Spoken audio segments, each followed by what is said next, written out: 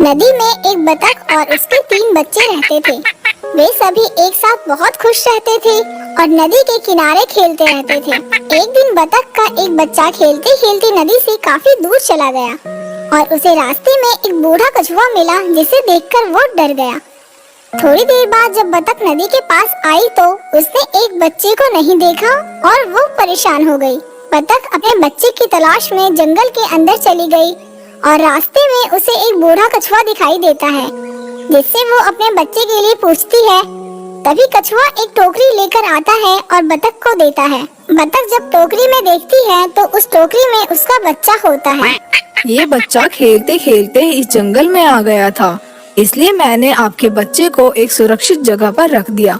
इसके बाद बतख कछुए का धन्यवाद करते हुए अपने बच्चे के साथ चली जाती है। एक कछुआ था और उसके मुख से निकला, आज पता नहीं क्यों पढ़ाई में मन नहीं लग रहा। मैं सुबह सुबह ही पढ़ने के लिए उठ गया था। लाख कोशिश के बावजूद मुझसे पढ़ाई नहीं हो पा रही। लगता है रात को ठीक से सोया नहीं, लेकिन मैं तो 10 बजे सो गया था, यानी मैं 8 घंटे से अधिक सो चुका हूँ। लेकिन 8 घंटे की नींद तो काफी होती है। मुझे थोड़ी देर कुछ काम करना चाहिए, फिर पढ़ने बैठूंगा, तब मन भी बहल जाएगा। टर्बो घर में ही टहलने लगा, लेकिन जल्दी ही बोर हो गया। अब उसे समझ में नहीं आ रहा था कि वो क्या करे। तभी टर्बो बोला, क्यों ना थोड़ी देर टीवी देख लूं। वो कार्टून और फिल्म देखने लगा, लेकिन उसे पढ़ाई की भी चिंता हो रही थी।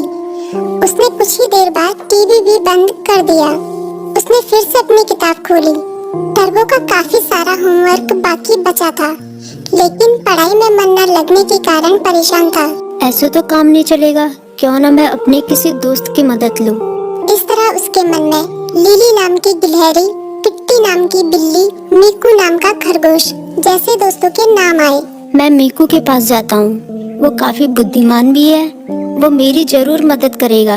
ये सोचते हुए टर्बो अपनी किताब व कॉपी के साथ मीकू के पास मिलने निकल गया। तभी मीकू बोला, अरे टर्बो, अच्छा हुआ तुम आ गए। मीकू ने उसका स्वागत किया, लेकिन जब उसकी नजर टर्बो की किताबों पर पड़ी तो वो चौंक गया। तुम अपनी किताब कॉपी के साथ आए हो, कोई खास काम है क्या? हाँ, मैं बड़ी मुसीबत में हूँ, मुझे तुम्हारी मदद चाहिए। यार, मेरा बार बार पढ़ाई में मन नहीं लगता। मैं कोशिश कर रहा हूँ पर मन ही नहीं लग रहा। इतना होमवर्क पड़ा हुआ है, पता नहीं मैं उसे कैसे पूरा करूँगा। टर्बो की बात सुनते ही मीकू बोला, पहले तुम आराम से बैठो, मम्मी ने आलू के पराठे बनाए हैं, उन्हें खाओ, फिर तुम्हारे होमवर्क के बारे में सोचते हैं। टर्बो ने अपने पेट पर हाथ फेरते हुए कहा, पराठे तो वाकई बहुत स्वादिष्ट थे। अब बताओ मैं क्या करूं? अपना होमवर्क कैसे पूरा करूं? मीकू ने उसे समझाया, तुम बेकार टेंशन ले रहे हो, ये कोई बड़ी बात नहीं है, बस तुम्हें समय का सदुपयोग करना होगा। मैं बताता हूँ तुम अपना होमवर्क कैसे पूरा कर सकते हो। तुम हर सुबह 3 घंटे का समय निकालो, उन 3 घंटों को तुम लॉक कर सकते हो, तब तुम्हें कोई डिस्टर्ब नहीं करेगा।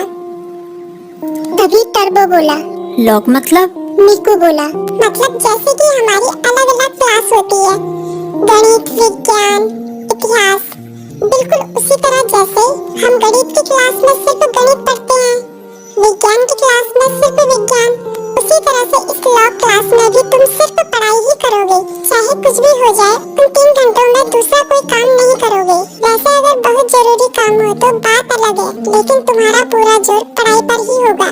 मुझे पता चल गया कि मैं कहाँ गलती कर रहा हूँ। मैं एक ही बार में सभी काम करने की कोशिश कर रहा था, लेकिन अब मैं अपनी पढ़ाई को प्राथमिकता दूंगा। पहले उसे ही पूरी करने की कोशिश करूंगा। टर्बो ने मुस्कुराते हुए कहा, भाई तुम्हारा शुक्रिया। कहानी पसंद आई हो तो भाई चैनल सब्सक्राइब जरूर करें।